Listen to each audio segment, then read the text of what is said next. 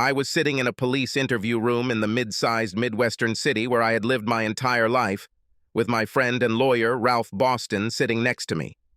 Ralph whispered to me for the second time in the last 5 minutes, "Lucas, I again advise you not to say anything. Just exercise your right to a lawyer. I'm Lucas Worthington. It's a top-class name, especially when combined with my pretentious, never-used middle name, Rockefeller, because my parents are so damn rich. I'm rich too, but not because of their money. I made my own as a .com specialist, so at 29 years old, I'm worth over $50,000. However, I don't belong to the upper class. I'm an ordinary guy who just happened to have money. I drink beer, play basketball, sit in the stands at baseball games, start brawls and fights, and spend at least 40 hours a week doing volunteer work, mostly, but not exclusively, for a charity I set up for disadvantaged children in the poor areas of my city. I'm about to be questioned by 2 detectives about the untimely murder of my beautiful but unfaithful wife, Ashley, and one of her lovers, Brad Sidley, which occurred a couple of nights ago at Sidley's apartment. I don't feel too bad about it because Ashley blossomed into a cheating gold digger from the moment she married me, and within the next 2 weeks I was going to file for divorce on the grounds of adultery. As for Brad Sidley, he was a total jerk who I beat the crap out of twice. Not because of Ashley, but simply because he was a loudmouth braggart who told me the wrong things at the wrong time. When experienced Detective Roy Benson entered the room, he was followed by a newcomer, Detective Will Watson, although Watson had already been a police officer for several years. How Watson was promoted to detective, I have no idea. He looks good and is a real talker, which some people find charming, but in my opinion, he is dumb as a plug. My eyebrows raised and I smiled inwardly. Benson began like this. "As I understand it, you are ready to talk to us, Lucas, despite the presence of a spokesman for your interests. First of all, Detective Benson, I am not your friend, so you will address me as Mr. Worthington," I said. But before I could finish my thought, Watson chuckled. Titled ass. I turned to Watson, looked straight at him and said, "You know, Will, every time I see you, I remember the movie Menagerie."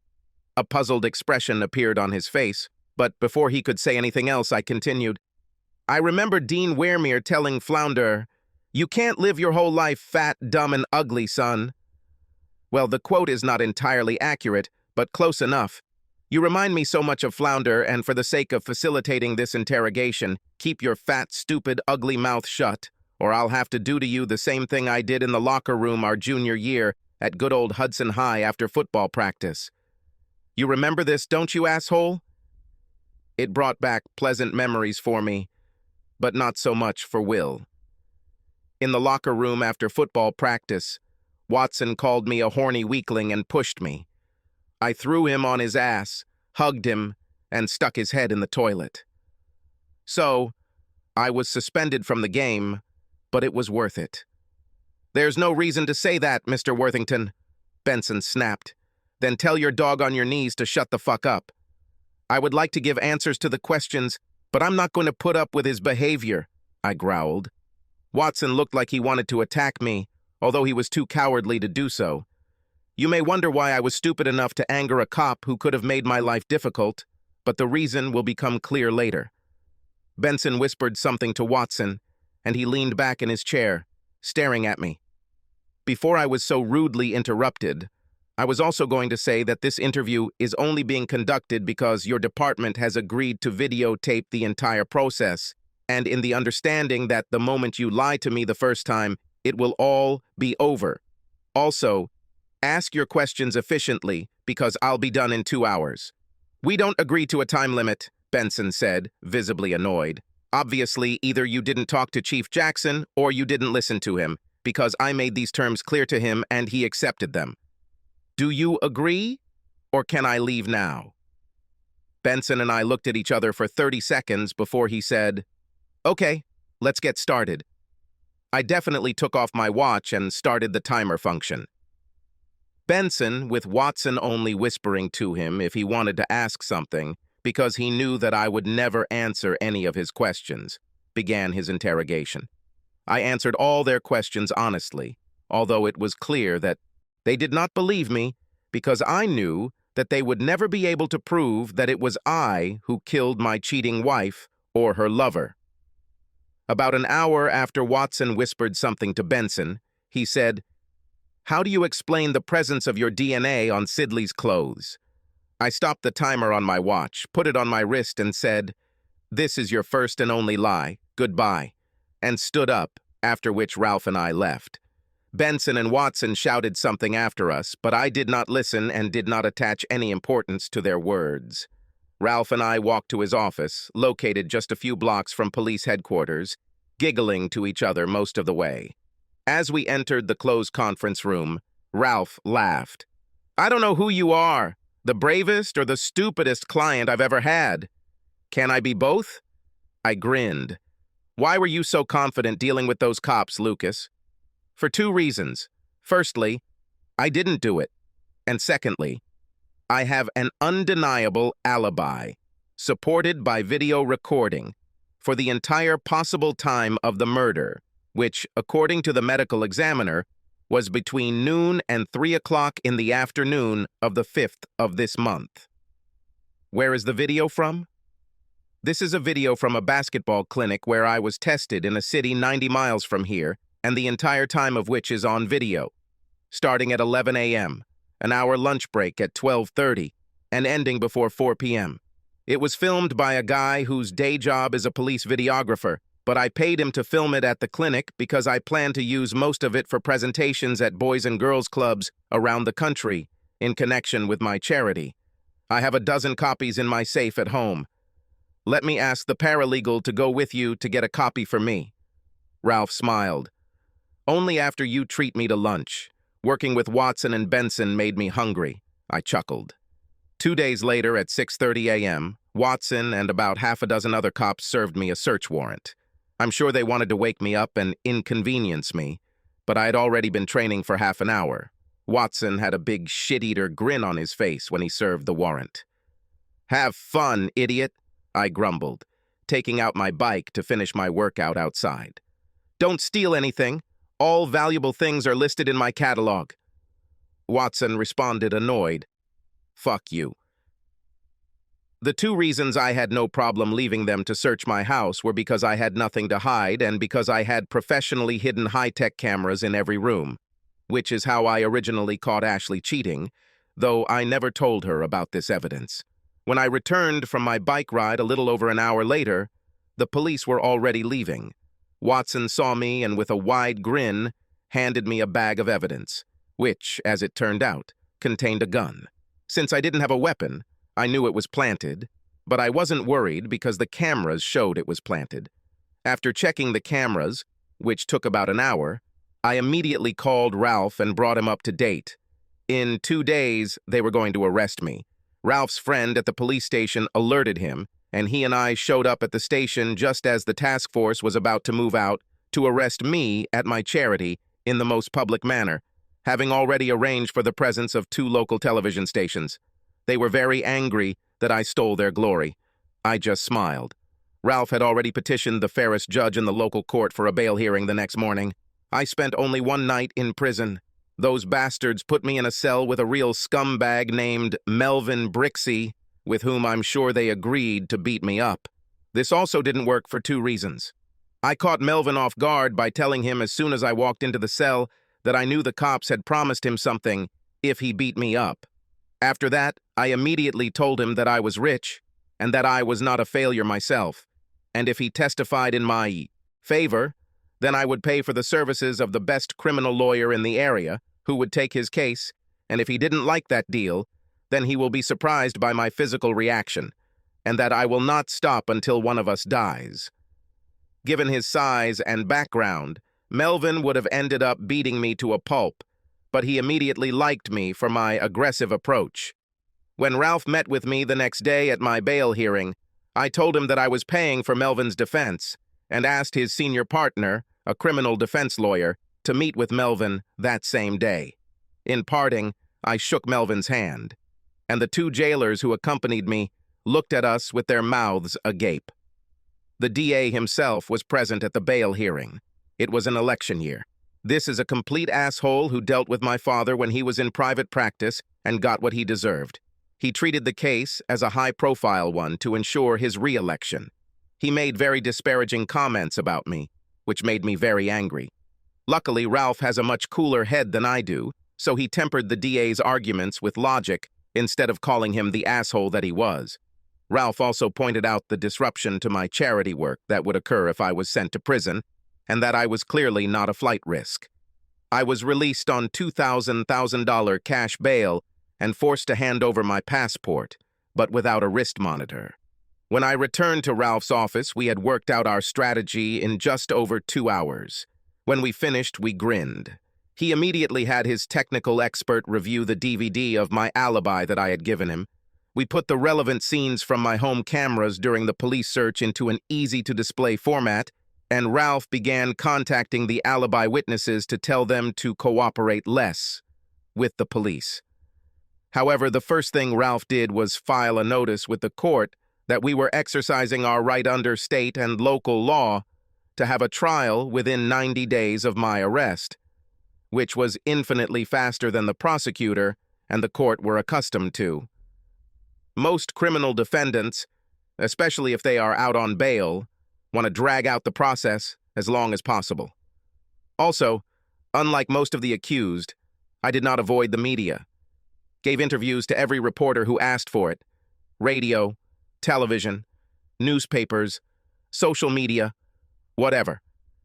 In every interview, I called the district attorney an idiot who was incompetent and should be removed in the next election, and the police detectives handling my case as corrupt and ineffective, while praising the rest of the police force. I know for a fact that I angered a lot of people. That was my intention. The prosecutor appointed female prosecutor Suzanne Carney to lead the case. She was young, but already experienced, although she had just transferred to his office from a larger city after a messy divorce that I found out about when I found her on the internet. She was only 30, only a year older than me, and judging by the photographs, she was simply stunning. Although she was clearly intelligent and competent, having less than 90 days to prepare a case, when she had other responsibilities and was in a new work environment, was very difficult for her. So after she had the case for about 2 weeks, she asked for a plea conference with Ralph and me. We only agreed because I wanted to meet her. We went to her office, where she was waiting with 2 assistant prosecutors, Benson, Watson, and an attractive, if strangely dressed young woman whose title was unknown to me and who was not introduced to us. Ralph and I were polite, but we didn't say much. Carney listed the highlights of her case. The murder weapon, a .380 caliber pistol, was found in my home during a search and was positively identified by ballistics, and my DNA was also found on it. The video of my alibi ends at 1:50 p.m., giving me enough time to commit the murder by 3 p.m., according to the medical examiner. I had a strong motive because Sidley and Ashley were having an affair, and getting rid of her was cheaper than divorcing her. And my history of quarrels with Sidley in the past, where she claimed Sidley had gotten the best of me, is clearly not true. But the source of this information was a friend of mine who, although not lying, reported it incorrectly. However, due to her generosity, she agreed to find me guilty of first-degree manslaughter with a sentence of 8 to 15 years in prison. As previously agreed during her speech, Ralph and I simply smiled. This seemed to unnerve everyone on her part. When she finished, I said, "Miss Carney, could we meet with you individually, without strangers?" This completely stunned her entire team. I can't do this. It is unethical to speak to you alone while being represented by an attorney." "Actually, Miss Carney," Ralph smiled, "since both Mr. Worthington and I fully agree, there is no ethical problem, and we will both sign a statement to that effect." After a minute of awkward back and forth, I chuckled and said, "Please call your secretary, dictate this statement to her or him, and ask him or her to bring it here for me and Ralph to sign." Suzanne called her secretary, dictated what she wanted, and while we waited for the document, I engaged Suzanne in the most pleasant, non-legal conversation I could manage. smiling at her constantly. Less than 5 minutes later, her secretary, a man, came in with a document. After a quick look, Ralph and I signed it. The secretary and one of the assistant prosecutors witnessed our signatures, and the secretary left to make copies for us. After that, everyone left the room except me and Suzanne. As soon as the door closed, I began, "Suzanne, since you are relatively new here, I want to tell you some things that you may not know.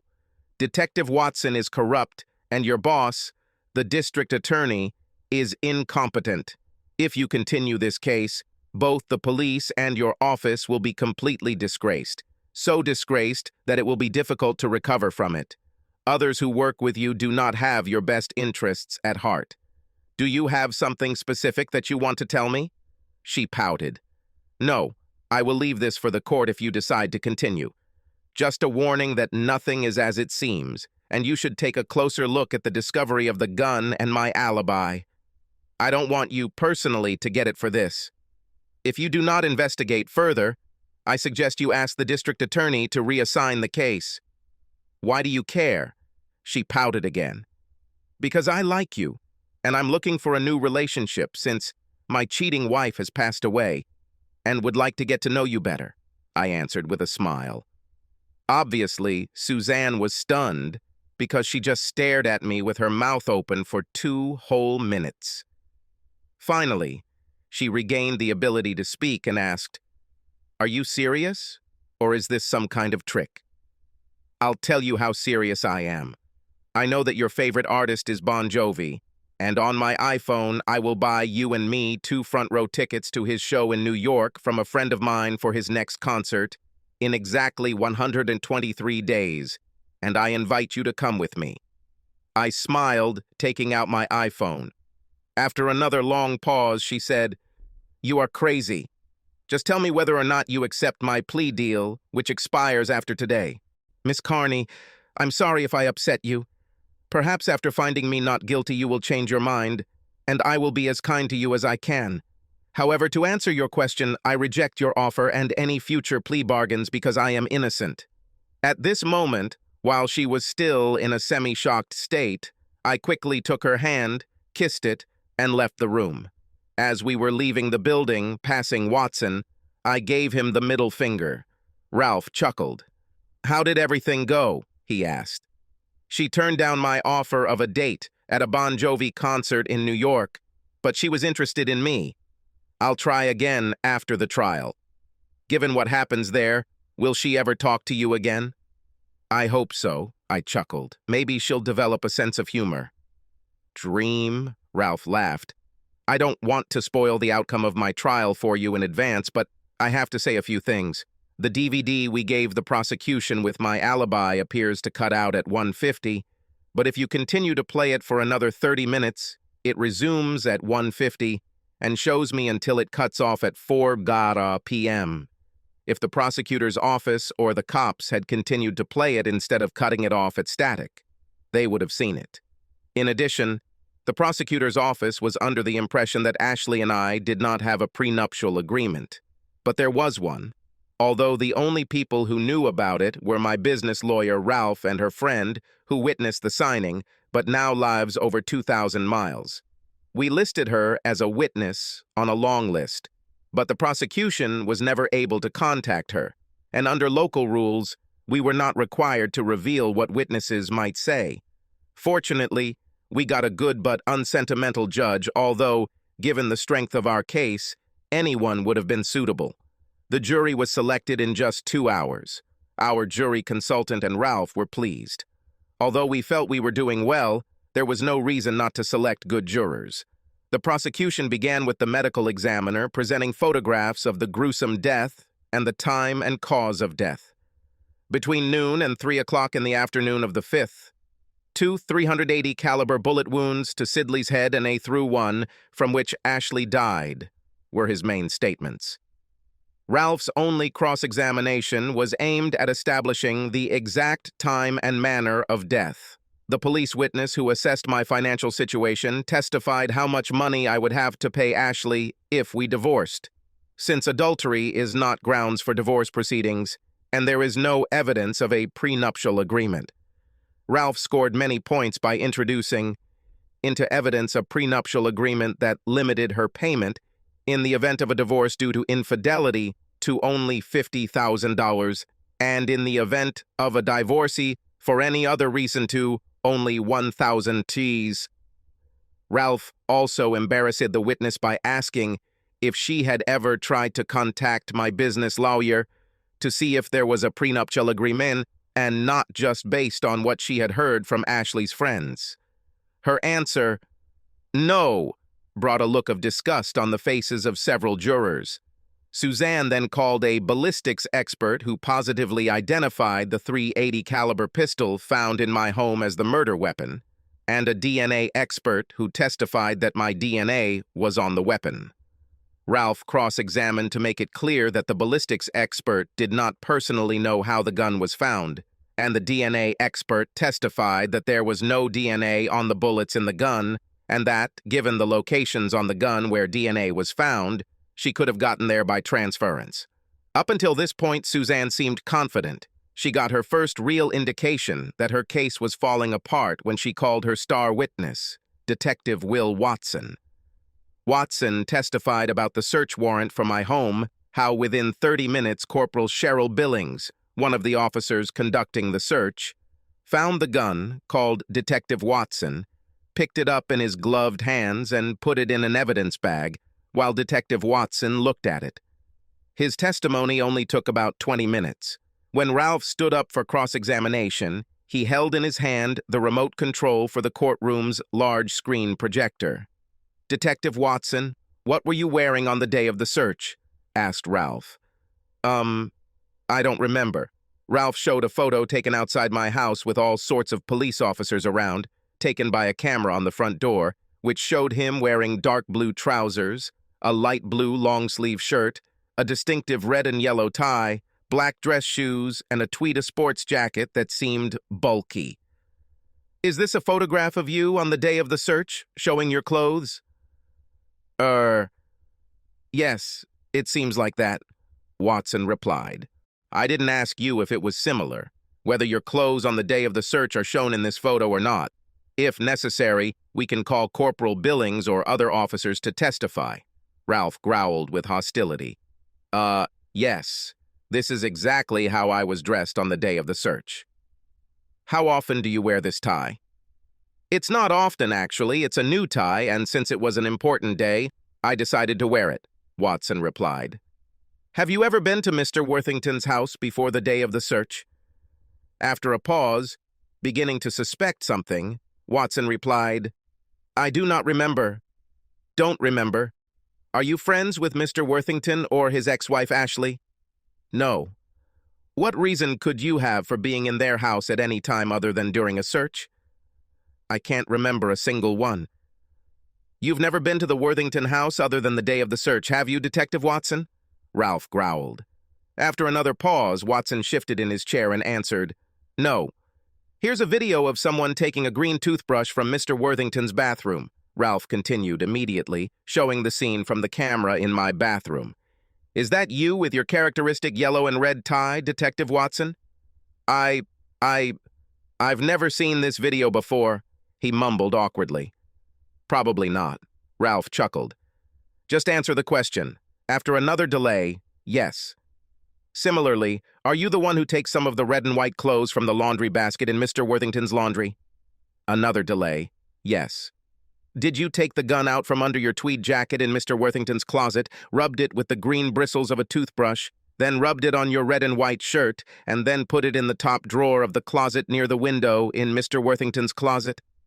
A shocked Watson stared silently at the screen as the video was played 3 times in a row. "I claim the Fifth Amendment," he said, breathlessly. "Did you have an affair with Mr. Worthington's wife, Ashley?" A shocked Watson muttered so quietly that the court reporter asked him to speak up. "I insist on the Fifth Amendment. Here's a video taken 2 weeks before the murder of you and Ashley having sex in one of Mr. Worthington's guest bedrooms." After visually showing the sex tape for 15 seconds, the judge said, "You can turn off the video, Mr. Boston. We get the point." "Answer the question, Detective Watson." He muttered, "I claim the Fifth Amendment." There are no more questions, Ralph declared. The entire courtroom stared at Suzanne as she slowly stood up. Your Honor, can we take a break? You definitely need him, Miss Carney. We'll meet in 2 hours, the judge said, and then banged her gavel. All the jurors either smiled or shook their heads. Detective Benson was in the courtroom. I approached him and asked, Are you going to arrest Watson now? He had a glazed expression on his face, but he answered, I don't have a warrant. But there are sufficient grounds for charges, if not of murder, then at least of tampering with evidence, I answered. Murder? He gasped. Who the hell do you think killed Ashley and Sidley? This is the guy who planted the murder weapon. Take courage, Benson, and arrest him, I growled. To my surprise, Benson nodded to the bailiff, and the two of them placed Watson under arrest. While we were having lunch, Suzanne called Ralph. She wanted to meet. We expected her to say she was withdrawing from the case. To our surprise, she said instead, I talked to the district attorney, and he said we'll accept a guilty plea to second-degree manslaughter, just 2 years in prison. Outraged, I shouted, Are you telling me that the asshole Watson who killed my wife will only get 2 years? Suzanne, who had the decency to look embarrassed, replied, No, I'm offering this plea agreement to you because we believe you likely had some kind of relationship with Watson. I was speechless. I came at her with such an angry tirade that she looked scared to death, and it was only because Ralph had the strength and size to hold me back that I didn't hit her in the face. I would never have hurt her, but outwardly, I was angry more than ever. As we ran out of the conference room, I shouted, Fuck you, bitch! Ralph thwarted my anger when, as he led me away, he whispered, Does that mean you won't take her to the Bon Jovi concert in New York? I stared at him for a few seconds, still burning with anger, and then burst out laughing. When we reconvened after a 2-hour delay, the judge called the lawyers to the stand. They were talking animatedly. When Ralph returned, I asked him what was the matter. He said, The judge assumed that Suzanne would throw out the lawsuit due to prejudice. When she refused, the judge reprimanded her, but she did not budge, saying that the prosecutor wanted her to continue. I chuckled. After Suzanne called as her next witness, the guy she believed told the detectives that Sidley beat me up, giving me a motive to kill him. She realized that everything was going to hell when, during direct interrogation, Ralph didn't even have to conduct cross. He said, Detective Watson must have misunderstood me. I told him that although Sidley instigated the fight and hit Lucas first, Lucas cleaned his face. Sidley spent the night in hospital. Suzanne then called the videographer about recording my alibi. After clarifying that he was the official videographer for the police department of the city where my basketball clinic is located, she asked, Did you review the video recording you made, which is State Exhibit number 14? Yes. Is this a full video recording of the event? Yes. Does it show that the defendant, Mr. Worthington, was there until about 1:50 p.m.? No. It shows that he was there until about 4:00 p.m., and even then we talked to him until about 4:30 p.m., when he left to drive the 90 miles back home. What? The prosecutor said in surprise. I watched the DVD and it stopped at 13:50, and after that it was just static. You obviously didn't view the interference, and I have no idea how it ended up on your copy of the DVD. If you do this, you will see that it lasts up to 4 hours. Suzanne gave the witness a remote control. He fast-forwarded through the static, showing the rest of the video, and she stopped him as he fast-forwarded to 3 o'clock, then sat down. Ralph had the witness fast-forward to the end. The DVD showed 16:01, then the videographer confirmed that he saw me with his own eyes at the event from approximately 11:00 a.m. to 16:30 p.m. Suzanne said with the look of a cornered dog, The prosecution has everything. Typically at this point, the judge will dismiss the jury and the defense will file a trivial motion for a verdict. The judge did not bother herself with this. She asked, Mr. Boston, do you have a proposal? Yes, Your Honor. I am asking for a verdict of not guilty. I have permission, she said, banging her gavel. Miss Carney, I'm waiting for you in my room. The jury is out with my thanks. After that, The press was hungry for interviews. On the steps of the courthouse, Ralph first ranted about how the prosecution had done me a terrible service, and that he knew all along what the outcome of the case would be, and if the police and the prosecution had been honest, the case would never have been brought. He was a little careful with his words. I wasn't. After talking to Ralph, I told him that anyone who would vote for a crooked DA in the upcoming election was a fool, that Watson was the killer, and that the police should do their own investigation. I also said I would file a lawsuit against the DA for false prosecution. Another lawyer from Ralph's firm filed suit the next day, naming the district attorney Suzanne, whom I considered a heartless fool, and Detective Watson as defendants. Local media blew up the story. The district attorney and chief of police were in hiding. 3 days after the charges were dropped, as I was finishing up work at my charity, having just run an after-school program for disadvantaged girls and boys, a young woman approached me. I vaguely recognized her. Mr. Worthington, I'm Shirley Williams, she said, holding out her hand. I shook it and then said, I think I've seen you before, but I can't admit it. Yes, although we were not introduced to each other, I sat in the courtroom when you had your first plea negotiations with Miss Carney, and I was present at your trial. Now everything has fallen into place. Although her dress was skimpy and she wore what appeared to be deliberately ugly glasses. I had initially noticed that she was attractive, and now, facing me, she looked even better. What do you have to do with my business? I asked, holding her hand a little longer than was necessary or appropriate. I am an intern, fresh out of law school, and an observer. My internship ends next week. Miss Carney was too embarrassed to come to you herself, so she asked me to come talk to you, Shirley continued. Let's go to my office, I smiled, making small talk with her as we walked a couple 100 meters to my office building from the recreation center, where I was holding an after-school program. When we entered my office, I invited her to sit down. She looked around. Your office is much nicer and neater than I expected, she said. Sorry to disappoint you, I smiled. She smiled back, then continued. All members of the prosecution team apologize for the errors of judgment that occurred during your case, but are puzzled by the static gap in the DVD you provided as an alibi. They are puzzled, right? I smiled again. Besides, Ms. Carney and everyone else involved really want to apologize for everything. If everything had been investigated more thoroughly, the case would have been closed before trial. That's right, I smiled again. After a pause, Shirley said, You're not going to make this easier, are you? Should I? I smiled again. Shirley sighed. Besides, Miss Carney wants to know what she can do to get you to drop your lawsuit against her. After a long pause, I asked, Why are you here and not her? I think that after your tirade against her on the last day of the trial, she is afraid of you. Why was she such a heartless piece of trash before I attacked her? She should have confronted the DA and dropped the case immediately after Watson's testimony. Now she understands it and sincerely apologizes. Let me ask you a few questions. Of course, you don't have to answer them, and if you don't want to, you can get up and leave without any comment from me. Is it clear? Yes, she answered cautiously. How old are you? 26. Are these glasses fake? Yes. Why do you wear them? To discourage guys from pestering me. Do you have a romantic relationship? No. Are you heterosexual? Yes. What are your plans after the internship ends at the end of next week?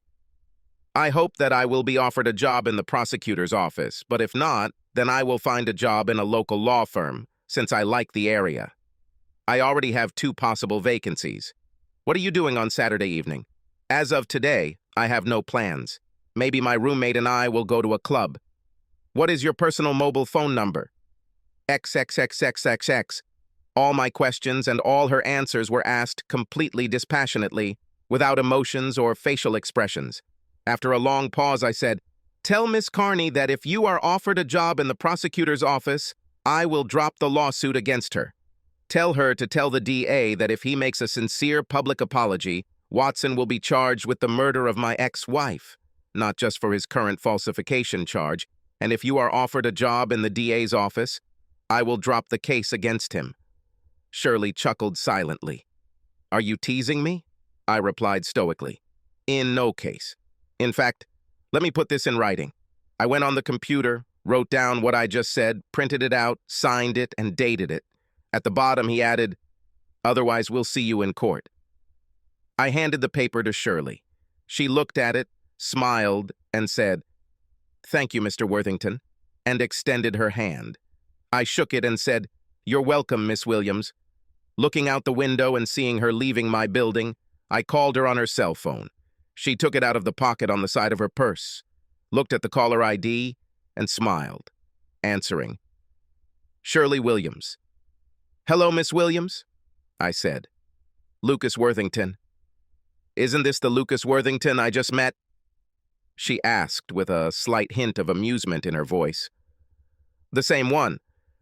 I understand that you don't have any firm plans for Saturday night, and I was wondering if you'd like to have dinner with me and see The Mousetrap at the Artist's Playhouse. It's the longest play in history." From the window, I saw her smile widely. After some delay, she said, "Yes, I agree, Mr. Worthington. Would you like me to meet you at a restaurant?" "No, if you don't mind, please text me your address, and I'll pick you up at 6:15 on Saturday evening." "I'll do that," she said, still smiling. After she ended the call, I saw her typing on her smartphone, and as soon as she returned it to her purse, I heard a beep on my cell phone. The message included her address, along with a smiling emoji. Between the time Shirley met me on Tuesday and the time I picked her up on Saturday, I paid for and received a full report on her from a private investigator. I didn't need another gold digger like Ashley, and I felt a connection with Shirley, who intrigued me in the short time we talked. It turned out that she had gone through a pretty messy divorce during her first year of law school, when her husband cheated on her, got straight A's in law school, did charity work part-time, and had all the hallmarks of a good citizen who grew up in a high-middle-class neighborhood with respected parents. One is a doctor, the second is an artist, and two older brothers. One is a business owner, and the second is a doctor. When I picked Shirley up, she looked great. Discreet but stylish clothes, light makeup, attractive hairstyle, no fake glasses. I asked to see her roommate before we left. I chatted with my neighbor and gave her 2 tickets to a concert at a local venue the following weekend. This impressed both her and Shirley. Dinner with Shirley was the strangest experience of my life. After small talk on the way to the restaurant, the most expensive in our city, at least in my opinion, we had only been sitting for a minute when she said, "We don't need to exchange basic information about each other, do we, Lucas? What I mean is that I already know almost all the relevant facts about your background from the investigation the police and prosecutors conducted on you before your trial, and I'm sure you have experienced people who have done a deep dive on me. Why don't we just move on to what makes us tick, what makes us happy, what are our goals in life? Important things like where we went to school, how many children are in our families, etc." I was surprised, but not as much as I might have thought. The research I did on Shirley, combined with the exchange of information during our 101-minute dinner, meant that I knew her as well as anyone in my life.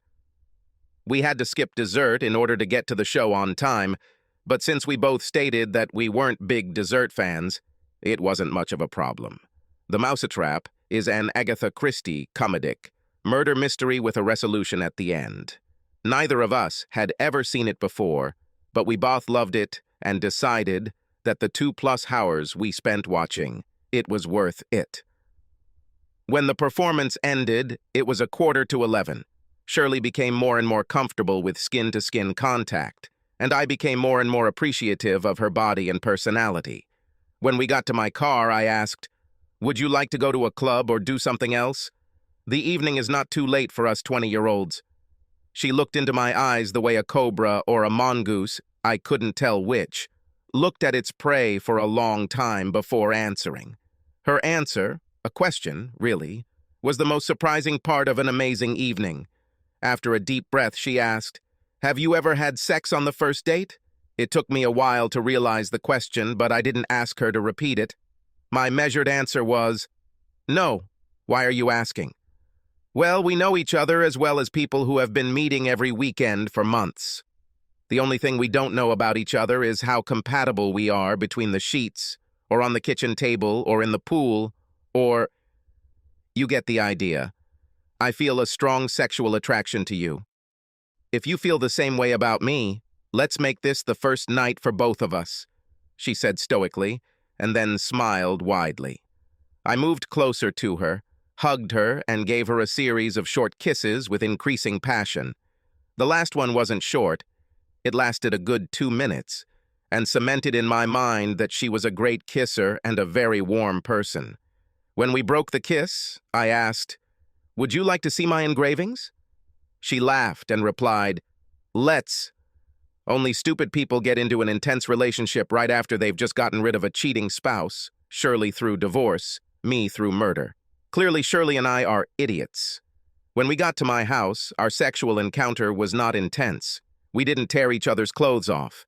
Instead, we stood face to face and looked into each other's eyes. By this time, I realized that I really liked Shirley's personality and her body. Every part of her body that could be identified when she was dressed looked perfect, with the exception of her butt. Nothing was too big and nothing was too small. Since I like big, firm butts, I was delighted. Shirley slowly and methodically removed my shirt by feel only, as her eyes were directly on mine. When she took it off, I decided to say what was on my mind. "I want to fuck you on the kitchen table."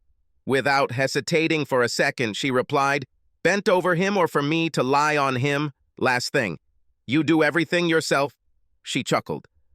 I kissed her and lifted her sculpted hips so that her legs were on my torso, and without breaking the kiss, although I hit a few walls because my eyes were practically closed, I carried her to the kitchen.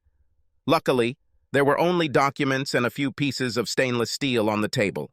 Nothing breakable, because I brushed them off the table with one hand. Then he put her butt on the table and broke the kiss. As we looked at each other again, I reached under her dress to remove her underwear, but couldn't find it. "You're really bad, aren't you?" I smiled, and she chuckled. "Hell yes." I lifted her dress and immediately fell to her private part with such enthusiasm as I had never taken on anything in my life. She leaned back on the table and soon moaned. She caught the climax so quickly that if she were a racing car, it would be like she accelerated from 0 to 60 miles in 2 seconds. Coming back from her climax, she muttered, "I thought you wanted to fuck me." I was still a little hungry, so I decided to have a snack first. I muttered. "Bastard," she said, sitting up and unbuckling my belt. I kissed her again. Sex with her was mind-blowing. I was moving at a speed comparable to the 146 beats per minute of Bruno Mars' Cast Out of Heaven, while she made inarticulate noises. I came to the final climax so quickly that I was afraid it was premature, but apparently she was just as excited because she followed me and began to shake as if she was having a seizure. When it was over, I practically lost consciousness. I had a feeling of euphoria that I don't think I've ever felt before, and her moans turned into purrs. After some time, we both came to our senses. "To bed," was her only comment.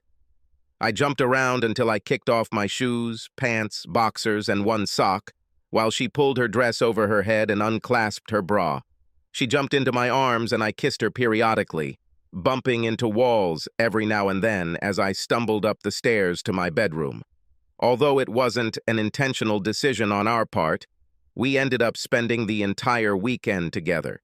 Shirley had no problems in bed, and we tried everything we wanted with her.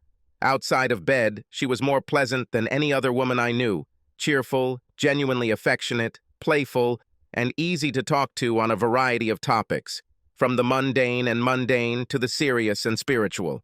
As we ate breakfast at the same table where we had sex less than 48 hours earlier, I suddenly remembered what we had talked about in my office. In between eating a cheese omelet, I asked, "Shirley, since we had so much fun this weekend, I forgot to ask if you passed on my suggestions to Suzanne an asshole." After swallowing a piece of English muffin, she replied, "Yes, Suzanne was very pleased and guaranteed that I would be offered full-time work next week." She chewed and swallowed another bite of the cake, then continued, "However, she told me not to tell the asshole about this proposal. Everyone, including him, knows you're the reason he'll lose the election, and he might just put my job offer on hold if I tell him it's you who said it.